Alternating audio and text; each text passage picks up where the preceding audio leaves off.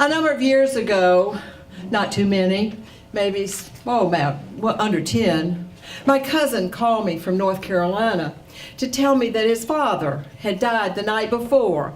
Uncle Louis was 92 years old, wasn't a surprise, but it's a loss. And maybe you know that in your own families when a big oak falls. And he was my father's oldest brother.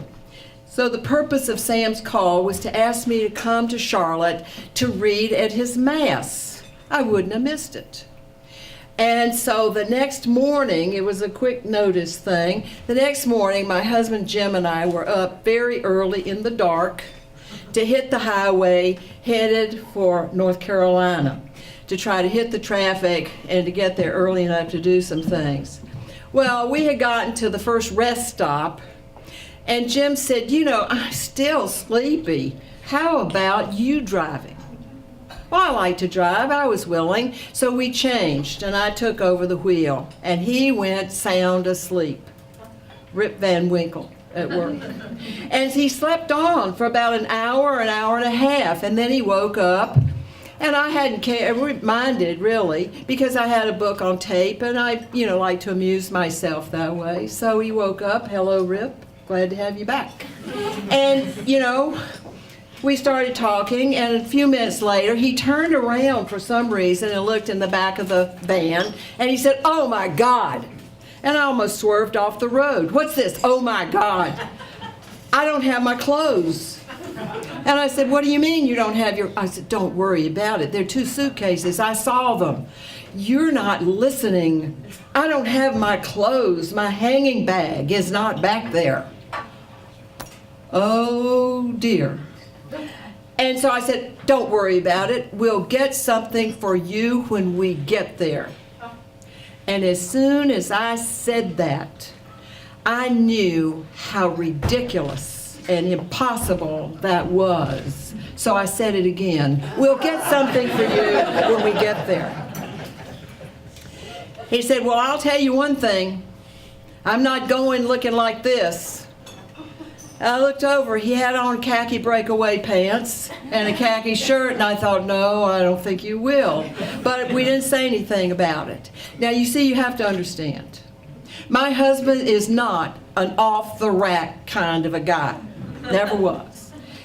He had very long arms, which I happen to like quite a lot, but he had very long arms. He was tall, and he had no butt whatsoever. He could never buy clothing without it being altered. And he was extremely sensitive about this, and you could tell why if you looked into the family albums. He was a second son. And he was tall and he was thin, probably from the moment of birth. And his older brother was not. He was an off-the-rack size kind of a guy. So most of the shirts in the album, most of those pictures show Jim with his arms and his wrists sticking out, making an attempt, to fit into Harold's clothing. The best thing that happened to him when he went to medical school in Baltimore was that he found A&S Schwartz. A&S Schwartz was a clothing manufacturer in Baltimore. You could go in off-season, pick your fabric, be measured, and when they ran those suits or the sport coats, they were bespoken for you. And he loved that. He told our kids growing up, get good clothes, make sure they fit you, and take care of them. And I am telling him that we can get something for him when we get to Charlotte. We don't have time to get him anything. He has to be altered. So I said, "We'll work it out. Let's not talk about it." And we rocketed on down the highway. My sister called just before we were about 2 hours out of Charlotte, said, "I'm on my way." I said, "Meet us at the Starbucks near where Granny used to live. I need your help. I have a little problem here." So she met us, and we sat down. Now, by that time, Jim was singing his own little melody, and it was something like this: "I'm not going." And then I would just ignore that, and we would go on, and then a little while later, I am not going, and you're not listening, I am not going. So by the time we got into Starbucks, that was refrain was pretty strong. But Linda and I are experienced mothers of sons.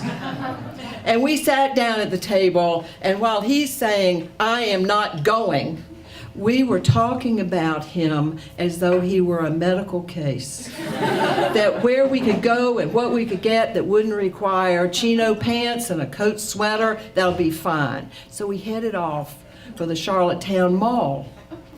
Closed for renovation. Not a single open store. Burlington Coat Factory boarded up. The next thing was South Park. That was money, that was alterations. We couldn't do it. And we had to be at my cousin Jimmy's for Jimmy. I took out my cell phone, rang him up. He answered. And I said, I can't talk to you right now. I'll see you later tonight. Where's the Goodwill? I heard this next to me. And Jimmy said, just come on out to my house. You'll pass it. Hung up the phone. And so Linda's following behind, and we're going on. And there was heavy, deep breathing when there was breathing next to me. And so we got there. Linda followed suit. Jim was a little slow. This was the thing that he had planned to do, and he was dragging his heels about it. But Linda and I were head off into the store, and I said, get him a shirt, 17 neck, I don't care what color it is. And I said, let's us look at the jackets and the pants. So we went up and we measured by the arms.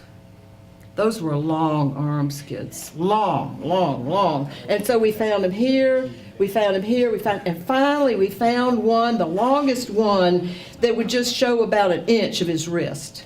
I said, what do you think? That'll do. Yep, it was a brown tweed. Then we measured the plants. We just went down, measured on the leg, found a pair of brown pants. Linda held up a shirt. I got it, I've got it. And we headed for the dressing room. Jim reached over and grabbed a brown leather belt. You see, he had a very discerning eye. And so he goes into the dressing room, and as he came out, I reached and grabbed a power tie. That would be my offering. Burgundy with hot gold diagonal stripes up and down it. Linda and I were holding against the wall to keep from laughing. He hadn't seen himself yet. The sleeves hit him right in the middle of the forearm. The neck fit perfectly. The pants were the right length, but when he cinched up that belt, it gathered around and he gained 25 pounds right over his midsection. He hadn't had the jacket on. I said, you better put on the jacket right quick. And so he knew that it was, buckling up there, but when he put it on, it was full and it covered a lot of it. I said, here's a tie. And he put that on. And then he turned around and he looked in the mirror. And he stood there looking at himself. I said to Linda, I think I'm in trouble here. And he stood there and he looked at himself, and then he started laughing. And he said, Ellouise, with this tie, I think we can get away with this. Nobody will notice the rest of it. And I said, I have never loved him more than I did at that moment. We went to the checkout, $14.45. We headed out to my cousin's for dinner. We were sitting around. Now, my cousin Jim was a pilot. He had been a pilot in the Air Force.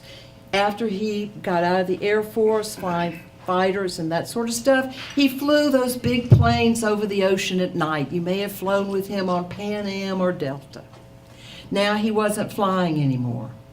And he had, fortunately for him, married a flight attendant, now retired. One of the most can-do women I have ever seen or known.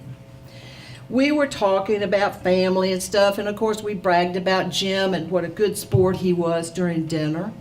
And then we fell into that family talk that happens, Jimmy and Linda and I, about Uncle Lewis and our dad and his mother. And I didn't even notice that Pam had motioned to Jim and that they had left the table. Didn't notice until they came back about an hour or better. And she came into the archway of their dining room and she stood there and she said, "Ta-da!" And Jim sauntered over and stood there. He was transformed. She had taken him upstairs, cut it into short-sleeve shirt, cut 6 inches out of the butt of those trousers, so now it didn't gather around his middle, and she steamed the jacket, steamed the tie. He looked presentable. Used, but a lot of people do. The next morning, we were ready to leave for the funeral. Came down into the kitchen. My cousin was standing there. He's a good-looking guy. He's an off-the-rack kind of looking guy. You get the picture, he's sort of short and what. And so anyway, he's standing there in this dark chocolate brown suit, looking good. I said, "That looks terrific, Jimmy." I said, "How do you like my Pierre Cardin suit? See this pink satin inner lining?" I said, "It's really," and then it began to go to me. And I said, "What are you talking about with this suit?" He said, "Ellouise, I'll just tell you the truth. Since I left Delta, after all those years of wearing those pilot uniforms, I don't own a dark suit. I'm dark suit challenged. So the other day, I ran up to Goodwill. As soon as Sam called, $7. How do you think I did $7? It was just $25 for the alteration. She had a little bit of time. Are you telling me that you paid $7 for the suit and $25 for the alterations? That's $32 for your outfit? Well, yeah, I think I did great. I said, "Well, we win." And he said, "What do you mean you win?" I said, "We paid $14.40 for Jim's outfit, and Pam did not charge him for the alterations. You count it any way you want to, buddy.